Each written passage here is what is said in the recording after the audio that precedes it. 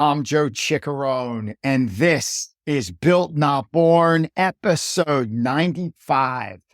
Today's guest is Ryane LeCesne.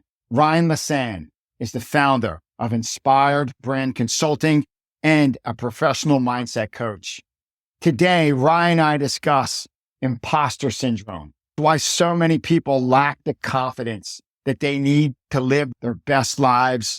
We discuss how the stories we tell ourselves make all the difference in defining the people we become. Ryane also discusses how to create your own personal brand and how we all can live a more focused and less distracted life. Was excited to get Ryane on the show. She's a graduate of Georgetown University. So smart, so many great ideas on how to just get out of our own way, build our confidence, create our own personal brand, move away from distraction, and live our best lives. If you like what you hear, hit that follow button, or better yet, please share this episode with a friend. We have a bunch of cool interviews like this one to come, including episode 100, where we will be joined by international best-selling author, the one and only Seth Godin, making his return appearance to the show. Enjoy my conversation with Ryane LeCesne. And remember, life is built, not born. Ryane LeCesne, welcome to the show. Thank you. Hi, Joe, and hello to your listening audience. Built Not Born. It's awesome to be here. Thank you so much. I'm really honored. It is an honor to have you, Ryane. For our listeners who may not be familiar with you and your work, who are you and what do you do? So who am I? I'm an executive coach, a leadership coach, lifestyle coach. I really support high achievers who want to advance their professional dreams. So they might want to quantum leap the corporate ladder or move up within their organization, or they may want to start and scale a business. So I've got those two demographics, but there's a huge but for my clientele, my target audience. They've got these big dreams, but they are afraid of them. They are trapped in mindsets of impostor syndrome, perfectionism, and distractionism. And I start with who I coach because that's also who I am very much. I am my own best client, right? I have lived a life that has been sort of a dual life, one where I'm sure we'll get into this, where I have a very strong passion, a very strong acumen and competency around personal development, spirituality, this growth as a person.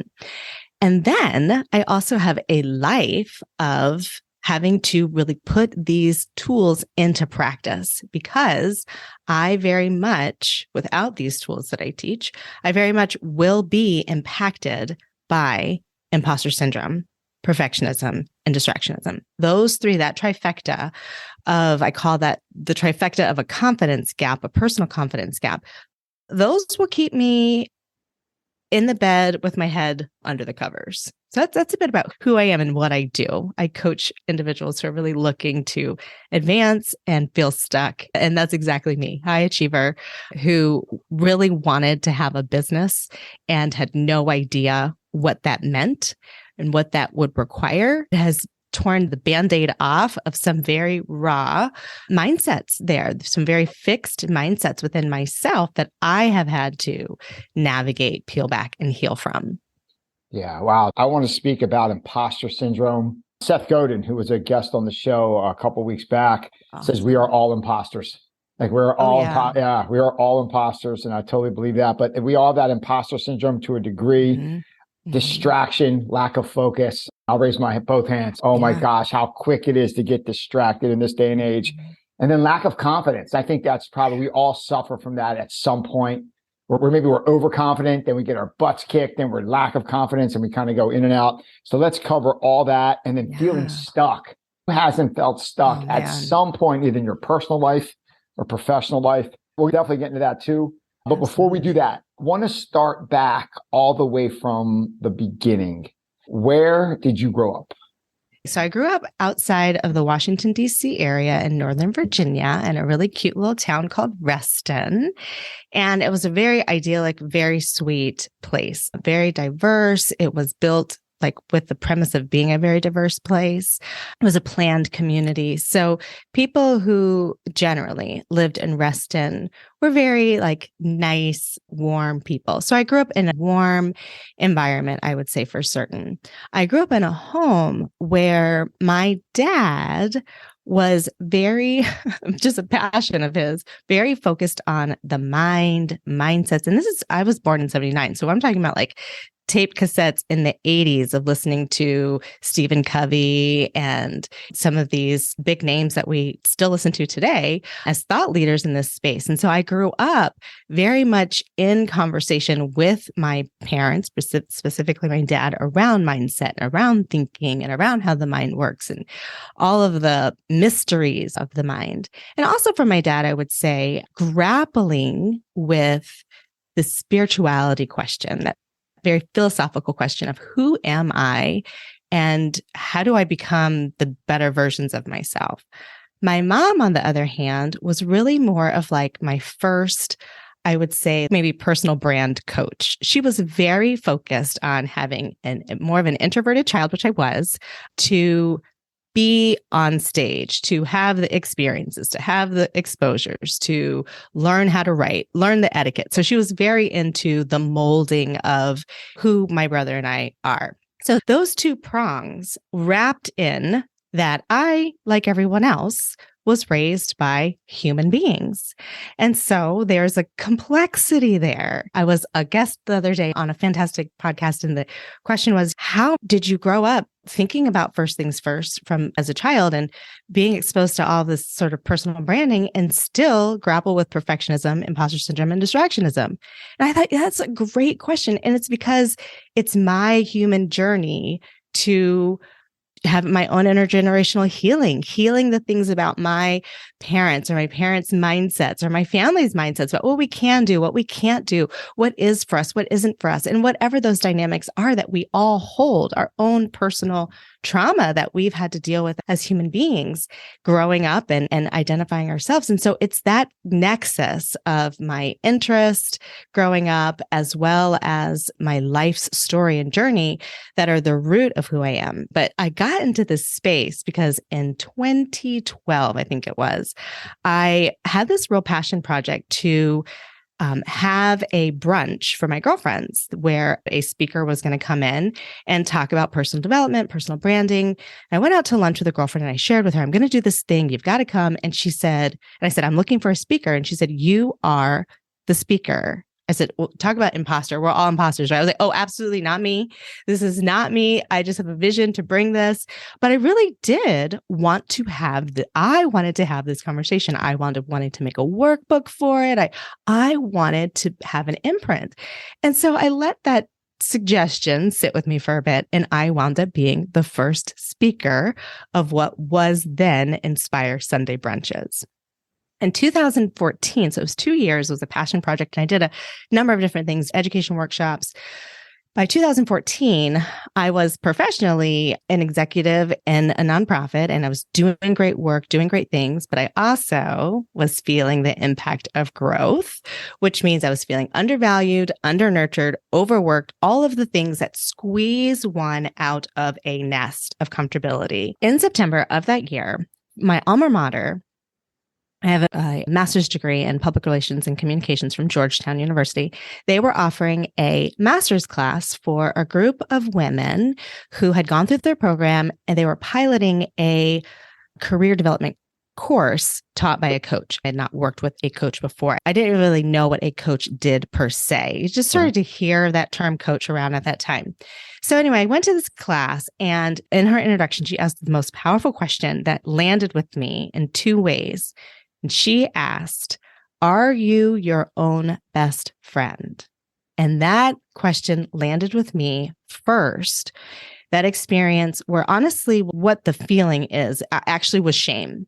It was that warm, as Brene Brown talks about, that warm feeling that comes up from the base of your gut Your eyes start to water, your heart starts to palpitate, you start to want to shrink and hide. Please, no one see that I'm having an emotional moment here.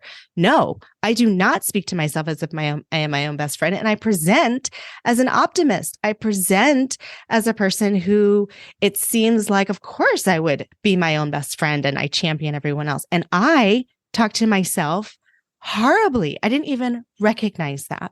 Well, if I talk to myself in this way, this was the second way it landed with me.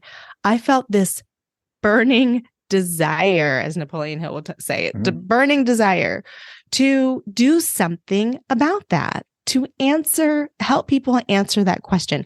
How do you begin to talk to yourself as if you are your own best friend? Because the fact of the matter is that you and I talk to ourselves 365 days out of the year, 24 hours a day, 7 days out of the week. It's only us and us. That's it. And if we tell ourselves things like, you don't deserve this, you're not worthy of this. And the other thing that I've learned is it's maybe not quite in that language, you're not enough. Our minds say the sweet nothings that we need to hear to keep us, as you talked about, stuck and trapped within ourselves, taking inaction, which is inaction, it's the sense of being immobile. And I wanted to answer that question for people. I wanted to help people answer that question. So that's how I got to where I am sort of initially. And that was in 2014. And I went back to school again to get certified as a coach, really learn that practice. And then I got a coach because I very quickly learned that while I am a coach, I am a business owner. And as much as I might know how to coach someone, running a business is not coaching. And that is where the rubber met the road for me. Yeah. You mentioned about confidence and getting stuck and imposter syndrome. Why do you think so many people lack confidence? Like they asked you to be a speaker and you just said, oh, not me. Like you came up with the idea, you gathered people together. Leaders organize things, right? It's one of the things leaders do, and they have influence. So it looked like you had influence, looks like you were organizing. Then like, how about you speak? That would look like a really common third step after organizing and engaging and people are following you. And then you were influencing people to get together. And then they said, how about you speak? And you're like, hey, that's not me. Where do you think that lack of confidence / imposter syndrome come from? I'm going to split the two apart just to give some distinction. And again, this is how would I define these. So one, I think if I were to give a speech and say, I want you to take away one thing from today, it is the stories we tell ourselves make all the difference. Again, the stories we tell ourselves make all the difference. I'll also say the stories that we tell ourselves, objectively speaking, are meant to support our survival. So exactly as you did, you're like holding my hands up and being like, nope, not me. This is not me. That's not me. Based on two things. One, the story I was telling myself. What story did I have as a leader? The story was, oh gosh, that's not me. A leader is somebody who already has this thing or has that thing, or they are that, or they come from this, or they have that, or they're able to do that, or they've represented that way, or I'm not. Everybody can, but I can't. And so it's that story that we tell ourselves, and then it's the actions that are taking place based on that story. And oftentimes those actions are procrastination, avoidance, abandonment, self-loathing, self-shaming, because there is a disconnect between the dream. I want this thing. I wanted so badly to bring this idea to fruition that I was talking about it. It wasn't something I was like avoiding or hiding, but for me to actually step in and be the person to be the speaker, it started to unravel the stories that I felt about myself. I'm not enough. I'm not ready. Who would listen to me? What would I even say? Now, as I've come to understand how the mind works, we very much have a lot of practices that we can support people unravel those stories and really to begin to question those stories. Is that true? Is it true that you're not prepared? Is it true that a leader has to show up this way? We can rationally support people come to the terms of, oh, okay, that's not true. It's not true that I'm an imposter. And then there also has to be a cycle and a process of healing that thought, because essentially that thought of I'm not enough, but really, when you whittle that down very, very, very quickly, what that core reason is I'm afraid of something. I'm afraid of being vulnerable. I'm afraid of being rejected. I'm afraid that's a life fear, that's being expressed in this experience. And so we've got to heal also from these traumatic thoughts that we keep reliving in these stories that we tell ourselves. So really a technique to start paying attention in terms of mindfulness and awareness. Well, how do I know if I'm stuck, or how do I know what I'm telling myself? A mindfulness practice of beginning to become, even just take, let's say, a time frame of a day or an hour, and begin to become really keenly aware of the words you use. Do you say things like, I'd love to do this, but I can't. I'd like this, but I'm not able to. Where is that but in the sentence? Because in that, if this were like a math equation, essentially that sentence would give you one part of the equation, which is I want. And then it gives you this but, which erases essentially the front part of that equation. And then you've got this thing that you're wedded to. I'm wedded to a leader looks like this. A leader should be. I was on a call the other day with a client who's talking about a personal brand. She's doing incredible investigative work within herself. And as she's talking and she's exploring, and I'm, of course, listening, I'm attuned to hearing her. And what I hear her say is so she's also comparing. This is what we do as human beings. We compare ourselves to others. And so in her comparing, what she's hoping to do is contrast. Contrast is separate from comparing. Contrast is more objective. I see that this is a blue sky versus like a navy sky. Contrast. Comparing is I value blue more than I value navy, or I want to be blue. There's a comparison there. Blue is better than navy. So she is comparing as she's looking to explore her leadership style versus someone else. And so she talks about these two powerful leaders that are in her industry who show up as a way of like, I want to be leaders like them, but I am not X, Y, and Z. So there she's got her great equation. I want this either exposure or this influence, but I don't show up like this. I don't. And so she's trapped by that story. Great. That's what we need to work on. So start listening to your words. What are you saying? What's behind the but? That's the inner work to do. Couple things there. I've heard someone tell me when someone says something nice, but you could, like you said, you can erase everything they said before. The real thing they're trying to say is after the but. And I've heard someone say you could say and it's like inclusive. Instead of saying, hey, I loved hanging out with you, but I wish I got a chance to go to the market. I'm going to hang out with you and I'm going to go to the market. Like you got like both of them. But that and makes them both magic. When you say but, it erases everything, right? Oh my gosh, Joe, that practice there is huge. That is a huge mindfulness practice for individuals to be able to create more space for themselves, more flexibility. Oftentimes we are very boxed into I want to hang out with you, but I want, and that absolutely eradicates the beginning part of the desire. And that because we are both ands always. I want to hang out with you and I've got to figure out the time to, we call it integrate or balance or whatever, but it is to do both. Yeah. Yeah. And then you mentioned something maybe 10 minutes ago, growing up, you said I think you said your dad had a bunch of cassette tapes in the 90s and Stephen Covey was one of the guys. Is there a better book, a more timeless book than The 7 Habits? That book. Totally. So much crazy. So helpful. Very, very helpful. That came from another planet, that book. That book, you can't read that enough. And if you read it and reread it, like it hits you different every time because there's another, maybe like begin with the end in mind or think win-win. Like there's another part of your life that you're in. And one of the laws or habits, one of the habits is like more appropriate to that moment than it was a year ago when you read it or glanced at the book.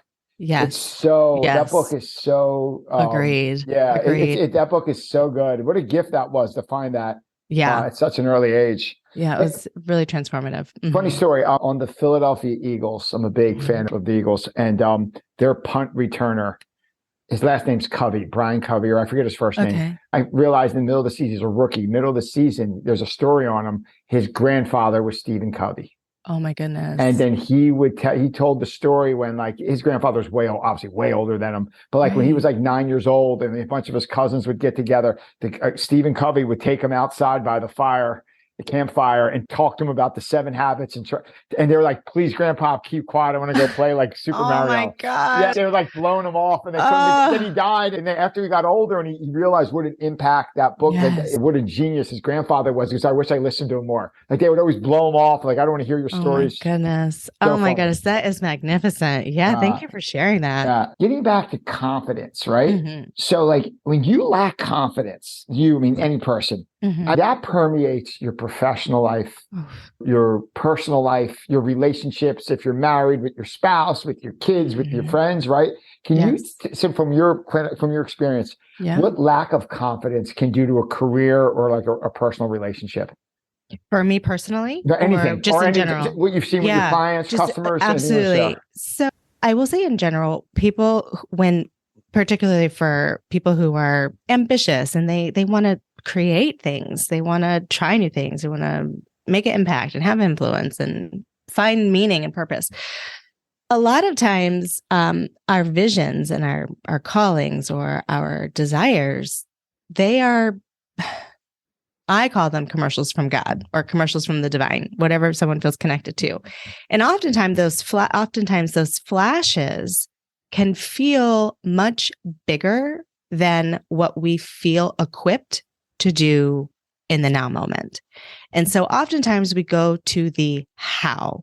How am I going to make that happen? How am I going to make this work?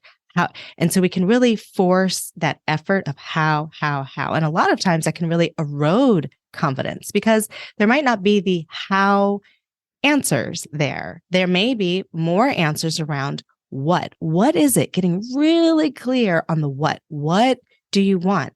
What is the support maybe that's needed? When do you want to do it? What's out there? What's possible? And so when we start to focus on those kinds of generative questions, they begin to create momentum.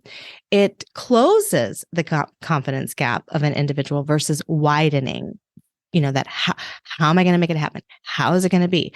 How's it going to look? What are they going to say? Those very almost obsessive questions outside of self. And so really focusing back on self and saying, okay, what can I do versus what are they going to say? So that practice can be very helpful. Managing our emotions is something that's really can impact someone's confidence. Someone's being able to trust themselves. Do they trust that they're going to be able to complete the task? That can also very much erode someone's confidence. But again, if you are the entrepreneur, you're the talent, there can be this real push-pull around confidence because what you'll very quickly find out is that you as a business owner, you as a talent, you've got to do more than your talent. You've got to have the vision and you've got to execute as one person. And so wearing multiple hats, someone can be very, very confident in their skill as a martial artist. Listen, them on the mat, they can go, me and my coaching, I am in it, I'm on it. But then you're talking about, well, now you also have to do social media, or you also have to speak in front of an audience, or you have to. Now, this is not about the person's talent. It's about the other aspects of running a business or living a life. And that can invoke vulnerability, those different hats to have to wear. And so to have to juggle it all, do it all, feel like you have to do it all, there's just so many booby traps, honestly, for confidence erosion. Tell me if you think this is a fair statement. I found leaders with low confidence, either in their skills and low confidence and a leader get together. What I find is micromanaging, where they have their ego gets really big, where a very confident leader has a very low ego.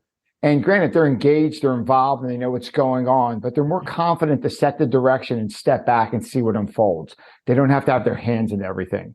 leaders that maybe aren't as confident in their leadership skills, they're very hands-on. And they have to be a part of everything, because if they're not there, it's not going to go right. They have to be involved in the process, or there's no way this process can go right unless I'm in the middle of everything. And then that micromanaging is lack of confidence in either the people or in their skills, or a combination of both. What do you think? I think that's spot on. I think it's definitely, I think there's so many layers there. If it was a case study, like, what do you see?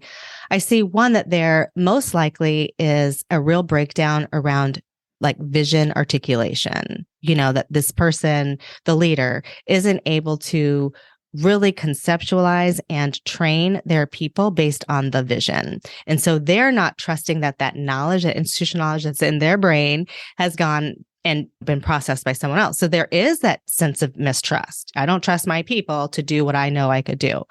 And then there's also maybe this sense of distrust around, are they able to actually execute on the things? And this is, again, entrepreneurs, or moving up in management, or starting something new. There are all of these unknown things that are part of a title, part of a responsibility.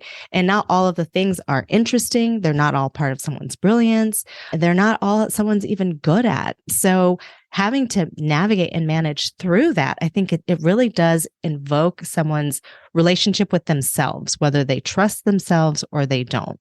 And from that, do they trust other people or not? Doing some research on you, I see you've done so much great work with minority business leaders, people of color in the workplace, and assuming more responsibility, taking leadership roles. From your perspective, what are some of the present day challenges minorities face in today's workplace? Yeah, I think there's so many, Joe. I mean, we could talk about, when you're talking about minorities, you're talking about women, you're talking about various races, ethnicities, LGBTQ. I mean, so many types of ways that we're talking about diversity now, which is so wonderful. The lens that I tend to take in terms of my work is not institutional or like organizational barriers to access, meaning I am not a DEI consultant and come in and help organizations really map out how they're going to build diversity and equity and social justice within their organization. I really look at it from a super micro perspective of individuals. So when I'm talking to an individual, it's really about, what is the story that they are holding? What is the story that they are carrying? What is the story? And so often, like for instance, the example of the client that I was using the other day, she is really talking about her personal brand. We were doing a lot of work around her core values, which is really where your personal brand stems from, her strengths. And as she was talking about this, she was comparing and contrasting herself against some other leaders. Those leaders that she was comparing herself to were, this client of mine is a Black woman. They were Black women. In her story of who she was as a leader, who she wasn't as a leader, it was her comparing herself against other women who are within her same demographic. And yet it was also about, well, now it gets more complicated, because she said, now as a Black woman, am I able to show up in this way? So then again, as an individual, we all carry narratives. What is her narrative of being a Black, at the intersection of a Black woman, a leader at her organization? So again, peeling back that layer of, what are those stories mean? What do the beliefs mean to the individual? And this is not really any different than if you were taking any other person and peeling back their stories. The stories tend to be, within this demographic, somewhat similar. Personal ideas of, I have to work twice as hard and expect less. I have to show up perfectly in order to be taken seriously. I have to really modulate my tone when I'm feeling I'm an executive and there was a big blow up over here, and I can't just holler at somebody. I have to really modulate my tone because I don't want to be a particular stereotype of an angry Black person. So, those kinds of things are things that that's unique maybe to a subsect of minorities. But I think you're looking across the globe at people who feel like they are a minority in a place, and it's the stories that we carry. And it's not that those stories aren't part of that person's experience. So I am not taking away someone's experience. I am supporting someone who's saying, this story is no longer serving me and my progression forward. So that's really how I support people from that individual standpoint. Yeah. So tying two things you said together there over the last couple of minutes. One, you asked the question, what is the story this person is telling themselves? And then your takeaway from the beginning is the stories we tell ourselves make all the difference. So it's like, what story are you holding on to? Are you enough? Are you not enough? Is everyone out to get you? Or do you have everything you need? Are you an imposter, not an imposter? Like that story you keep talking, that self-talk is either a limiting belief or your greatest asset, right? Joe, that's exactly, that's like one of my slides. You are either your best friend or your worst enemy. Like exactly.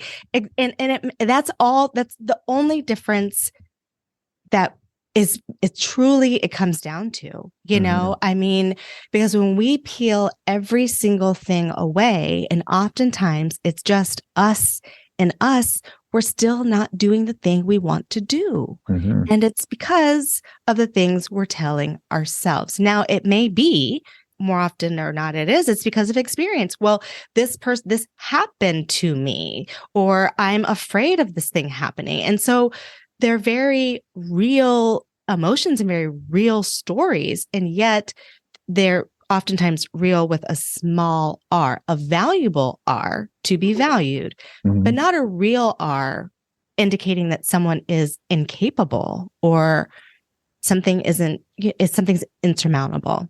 On your website, there's some great videos. And one of the videos is a woman who said that her grandmom told her granddaughter, who was one of your clients, said, my grandmom told me that as a Black woman, I have to work twice as hard to make half as much. Yes. Right. Now, when someone comes to you with that, right? So if they feel that way, that's valid. That's their feelings. So then do you try to coach around that? That's a very powerful statement. And how do you handle when someone comes to you with that belief? How do you get them to the point where they feel like they're enough and they feel like they can enter the workplace and be treated fairly? How does that happen? Because that's got to be so hard. Yeah, it's a really very, very good question. One, I think recognizing that healing is a process, and I call it healing because essentially a person is healing that belief about themselves. That's a very discordant belief, right? Like that I have to show up in a certain way for my whole life and expect this thing. That's a mode of operating that someone's going to really abide by. And that also has a whole lot of subcontext to it, you know, about how they show up, how they feel about themselves.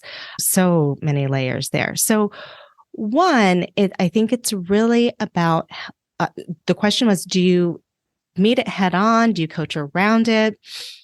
I think it's a lot of and there. A lot of both, a lot of and it also depends on where I am with that client and where are they with that story, you know, and where are we in the journey of that story? Is it just coming up or is it something that we've been talking about for eons? And I'm like, oh, there it is again there, you know, or is it something like, oh, okay.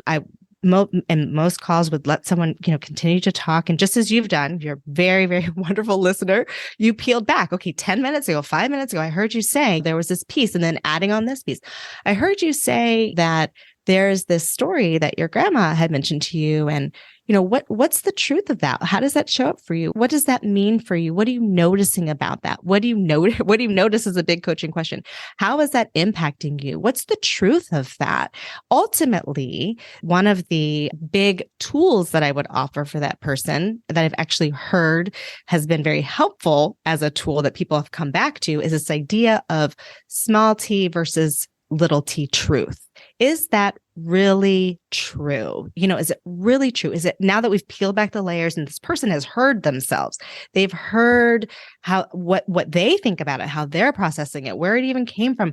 How did it even get to be that way? What was it protecting them from all this time? You know, what was it serving them? Is it serving them anymore?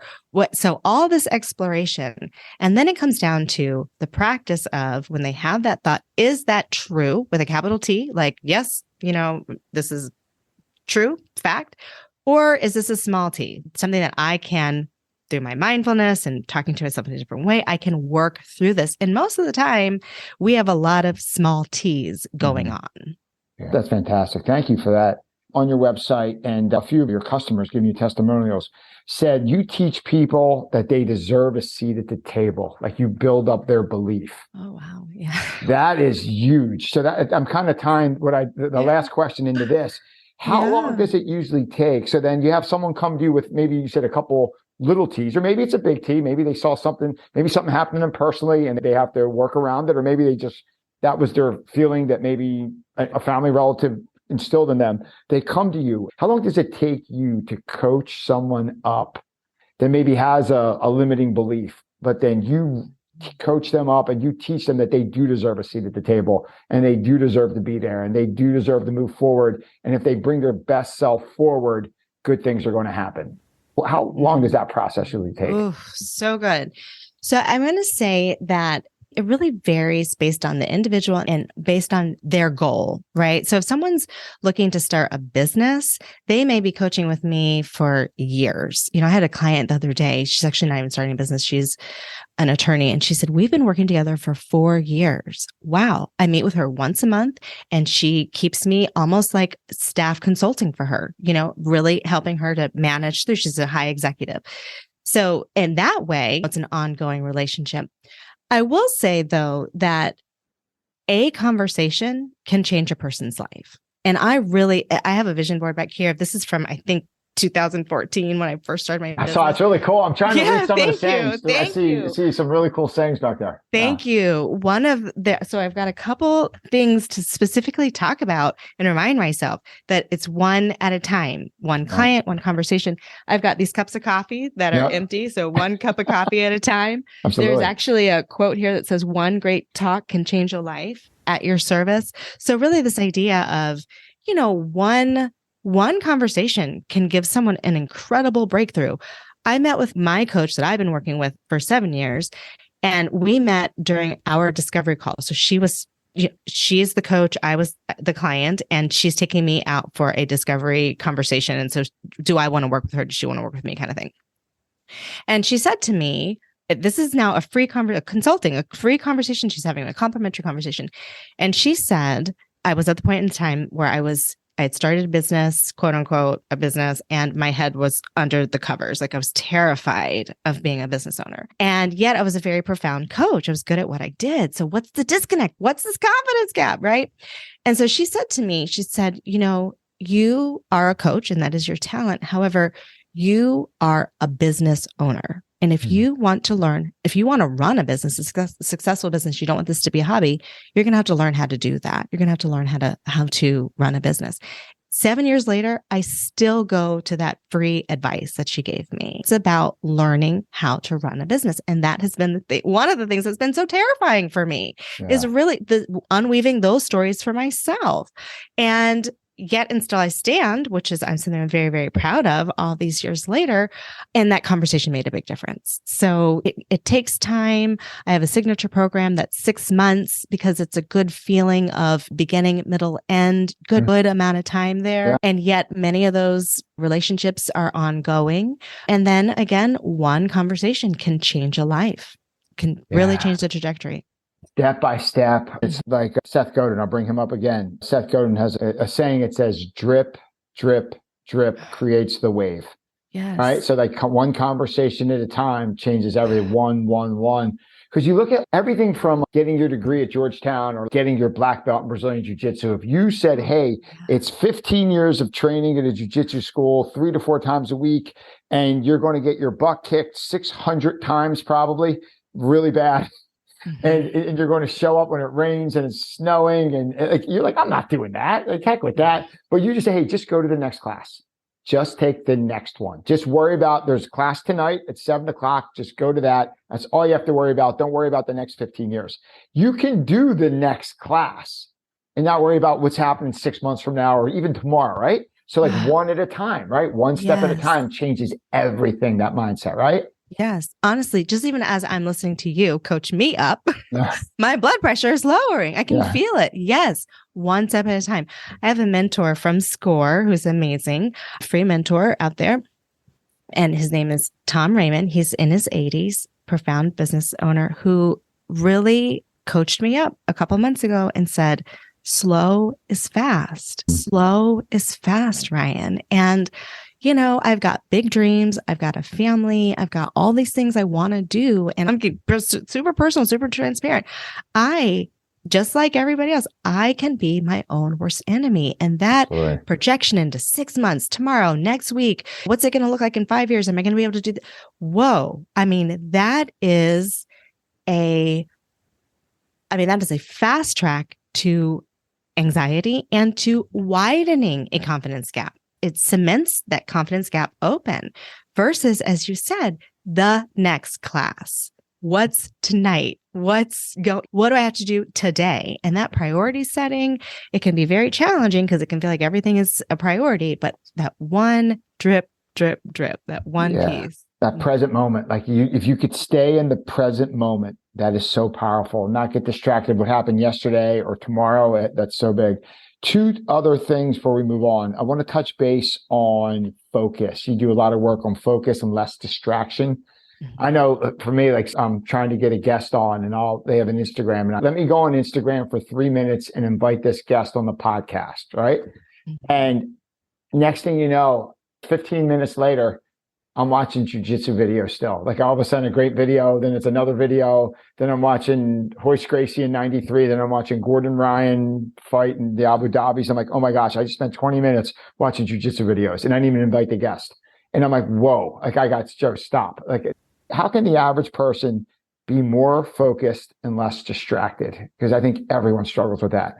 Yeah, absolutely. I agree that everyone does. And this is a day and age where there are so many distractions. That's no longer just like a thing to say. Literally, there's a distraction everywhere.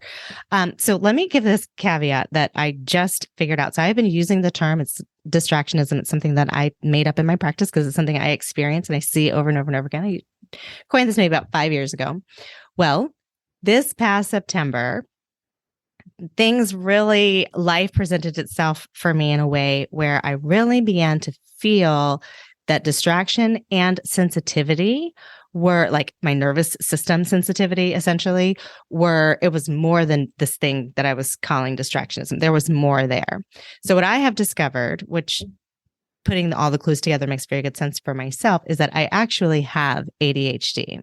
So I'm going to talk about both and. So I'm going to talk about distractionism as this idea globally that what does a person do when they find themselves, just as you mentioned, Joe, down portals? How do we begin to have time awareness and how do we back up out of these portals of time and energy suck? So that's one thing. And then there's also a nervous system that is pretty hardwired to seek distraction, be distracted, and also have some real complications with emotional regularity. So there's some other layers there that now distractionism is like a glacier, and distractions at the top and ADHD is at the bottom of that under the water. But to your question about what can you do?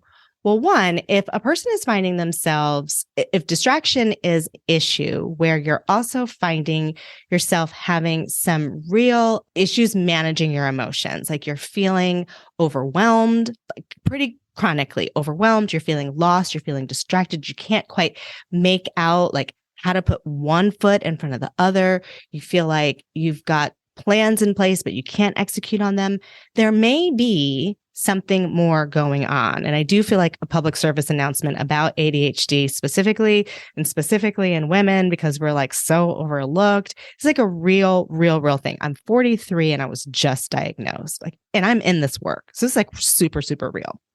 Now, one of the things that goes along with ADHD, which I think I'm going to just talk about this one symptom because we talked about time, is this thing called time blindness. Now, I don't know if, the average person has time blindness, but I do know that people who are highly distractible can suffer from time blindness, which is an actual real condition, which means that there is a real disassociation from time itself. It's linear time almost doesn't exist. Just as when you were on Instagram, it was where did the time go? Mm-hmm. It's a blindness about that. However, someone can actually live their lives that way, always perpetually late, not able to get out of the house on time.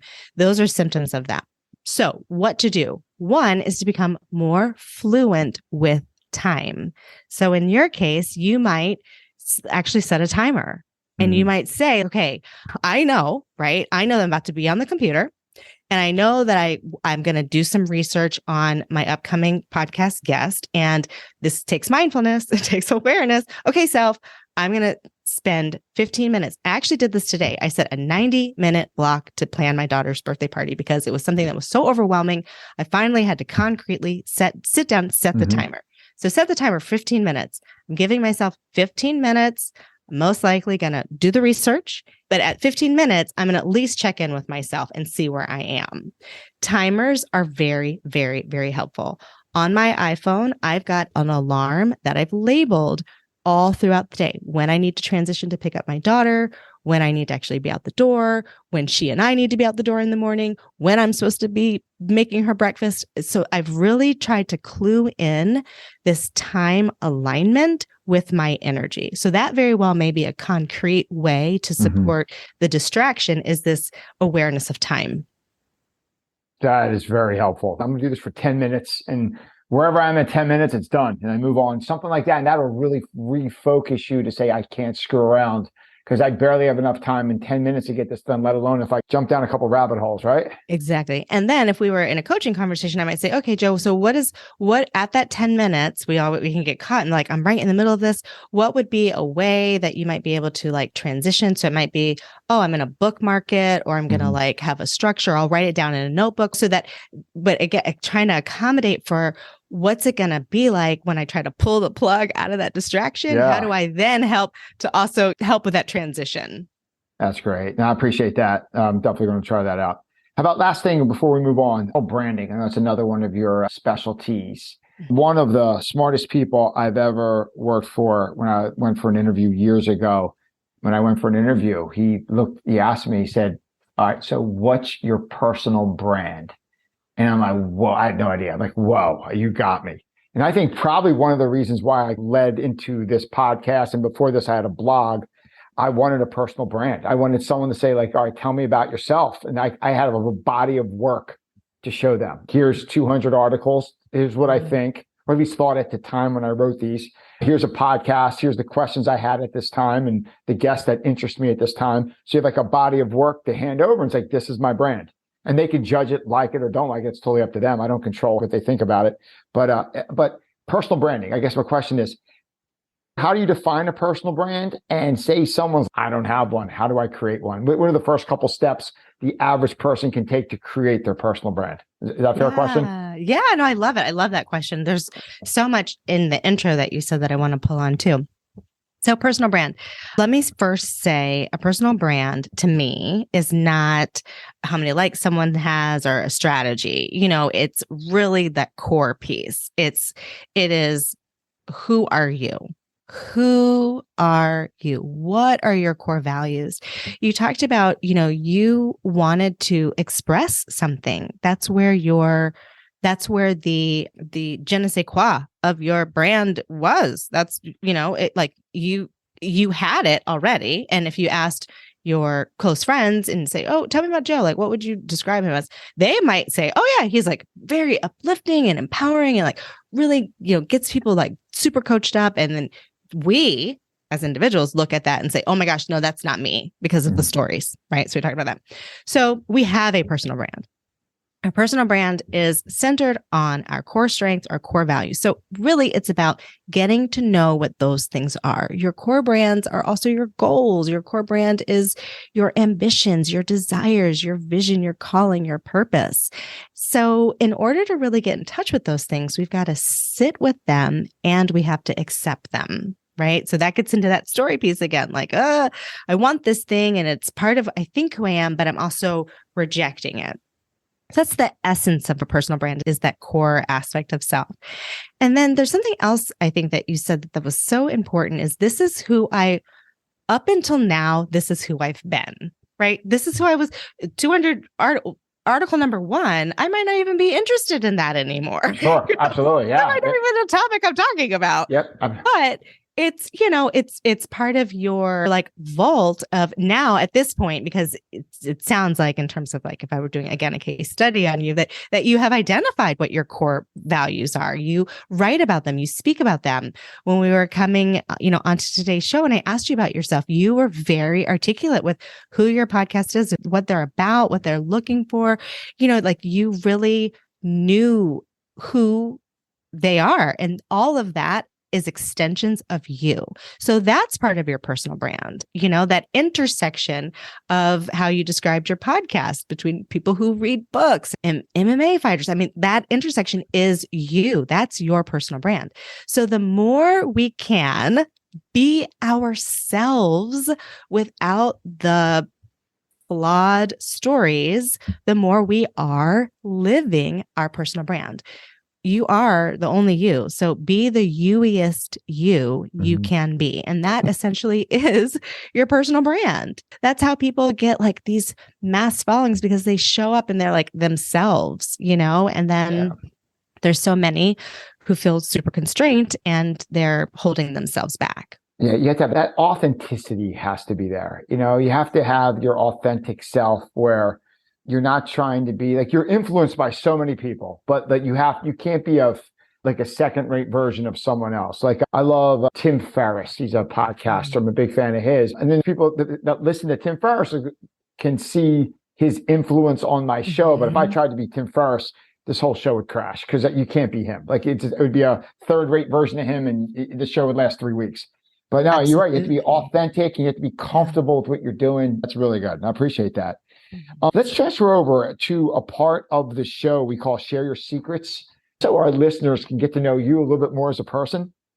How about, Ryane, looking back of all the things you've done, what's the biggest challenge you ever faced? Thematically speaking, I think the biggest challenge has been being an entrepreneur. I think that has been the most, I'm even at a loss for words as I'm trying to describe it. I think because when you are an entrepreneur, when you are the talent, again, I want to make them equated. It's you and you. There is no one else. There is no other Ryane LeCesne. There's no other Inspired Brain Consulting. And there is no one else that can make me do the things that are required. And so it's me and me on the mat. It's like I either lose to myself or I win to myself. It's like, it's the shadow. It's very, very, very scary. And we're also talking about livelihood. We're talking about what will they say? It provoked every ounce of imposter syndrome, every cell of perfectionism, and every distraction that could possibly be has come my way as an entrepreneur. The other day was talking to a client who was in her own processing. And the story I shared with her, she's a general counsel and she's looking to really around personal brand. She's talking about her personal leadership style and again, contrasting against someone else and the story that she wove. And the story I shared was I have, and I've come familiar with this story, a very strong story within myself that an entrepreneur is blank, blank, blank. And oftentimes it just depends on kind of who I'm comparing myself to, but an entrepreneur is a person who comes from this family or they've done this thing or had this background or they have those stories. And I've had to literally, and I'm talking about last week, even peel back. Oh, there it is again. I've got this webinar I'm creating and oh no, it's this whole new project. And what are they going to say? And what are they going to do? And how am I going to manage? And so there it is again. It's like, boop, next project. Here comes all the stuff. So you got to take out all your jujitsu tools and make it happen and get yourself back on the mat. It's like I'm constantly taking my damn self to work out. So that has been, I think, the most challenging thing. I could also say parenthood, although I was a teacher. So there was some, at least context I'm drawing on. Entrepreneurship, there's zero. I've not seen anything like it. So it is the Band-Aid that has ripped off, major insecurities that are in there. How about on the other side of things? If you look back, do you have a favorite failure that set you up most for future success? Can you think of your most successful failure? Yeah, it's just same with business, right? Definitely with business. There's a story that I share often. It was about 2016, and I had a business. I was in a coaching call with my coach who said, "What is the most scary thing that you can do right now?" And I said, "I want to call this woman." She was a huge exec, and I wanted her to be like a sponsor and a champion of Inspire. And I kind of knew her socially and take her out to coffee. And I was, oh my God, it was so scary. And my coach said, "Call her right now." I said, "Oh my God, absolutely not. Like, I am not calling her." It was very visceral. I'm not doing it. So like 6 months goes by and I see her often. We're like socially connected. It could be so easy just to do this thing. And so finally, it's a Friday. I put it on my to-do list. I am making this happen. And so in the morning, I'm at my house doing regular things, getting ready for the day, and I'm putting the dishes away. And now, because I am in the practice of what I do, mindfulness is a big thing. I hear myself thinking. I hear and feel my thoughts. I literally am taking dishes out of the dishwasher, putting them on the shelves, crying, sobbing, like, I don't think I can do this. This is so scary. What is she going to say? I'm going to be so rejected. The business isn't even ready. I mean, it was just on and on and on. This went on for like 45 minutes. I actually pressed record on my phone to hear myself because I could hear how terrified I was. I paced up and down my hallway, crying, talking about how frightened I am, how, oh my gosh, just the berating of the business isn't ready. You're not ready. It's not perfect. Finally, my eyes looked up from the hypnosis I was in, and I caught the spine of a book that said, The Power of I Am. And I heard it. I am talking myself into fear and out of faith. Like, get it together. And I wiped my tears and I sent her an email.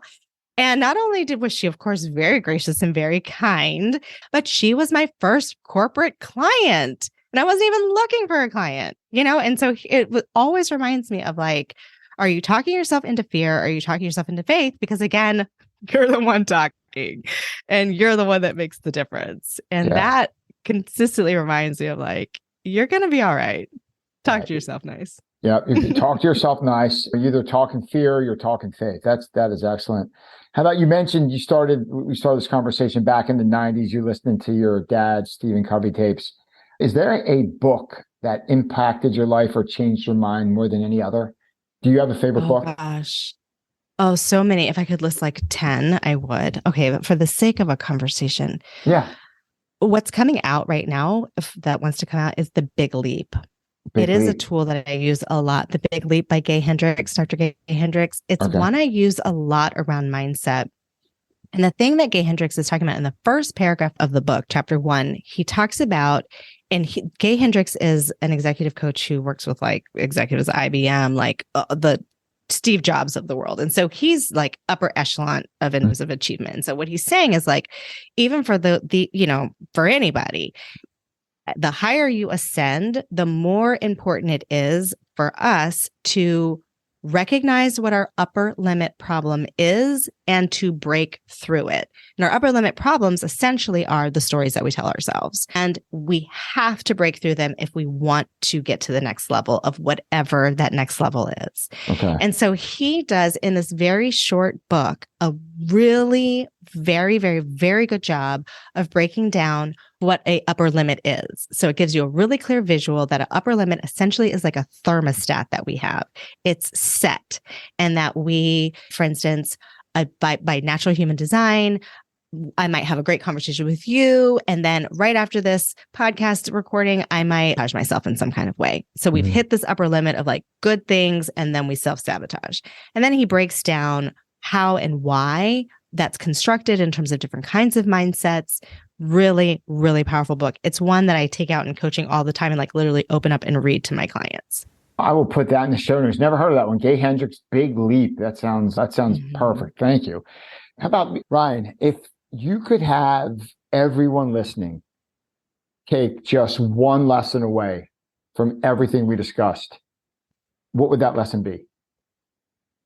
It would be that your beliefs make all the difference. And when I am now substituting the stories for beliefs, the things you believe make all the difference. Your beliefs make all the difference. Because beliefs of your beliefs, that causes the way you think, causes your actions. Your actions give you your results. Your results drive your lifestyles. And it starts everything with your beliefs. Wow, that's great.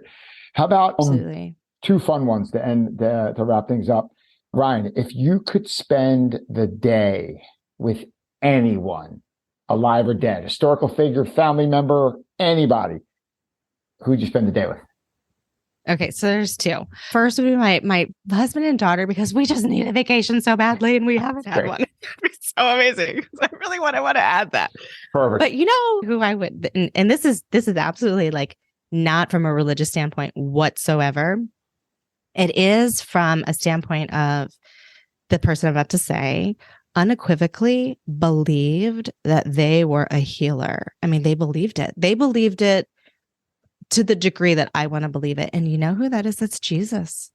Really? And not from a religious standpoint, not from any Christian background whatsoever, but he believed. And we're talking about belief. I mean, a person who believed in faith and believed in, because for me, in essence, the thing that is thwarting us from a spiritual standpoint, again, not religious, but a spiritual standpoint, is if we feel that we are unworthy of our dreams, essentially, those dreams are gifts from however one accesses the divine, from whatever super consciousness someone connects with. That's where these things, that's where intuition comes from. That's where callings, purpose, mission, that's where we came from. That's what we're connected to. And if we don't believe we're enough, then somewhere in our core belief system with our creator, there is some bruised relationship there. And so what I love about the stance that Jesus took from a belief standpoint is to believe, and to have that kind of conviction to no matter where you go, you show up. I want that kind of conviction. Religion totally aside, because I'm a metaphysicist. But this idea of walking around like I'm a healer, you know, a lot of people, including myself, have a really hard time accepting our gifts. And if we did that a lot more, I think we could have a lot more just miracles happening. Even if you said no belief, you come in just from, you said, a metaphysical standpoint. Totally metaphysical. Having a coffee with him, just picking his brain for an hour. That would be How do you stay committed to your beliefs? Yeah. How do you walk around preaching this thing and people are telling you you're crazy? Yeah, no, absolutely. Where do you find the conviction? Yeah, that's pretty cool. Last question, Ryane LeCesne. If you had to get a quote or a saying tattooed on your body, what would that quote or motto say? I saw it just the other day and I thought I might actually get this right on my thumb. And it is, I am ... And I thought every single thing that you say after that is true for you in that moment. Wow. I am. I'm not enough. I am. So like literally in my face, what are you saying to you? What are you believing? And I've used the term stories in our conversation today, and I really want to like almost edit that out and go back and say, what I mean by that are your beliefs, the thoughts and feelings. So important, the feelings, because we take action from our feelings. That's what a belief is. And so the work I do is I help people shift those core beliefs.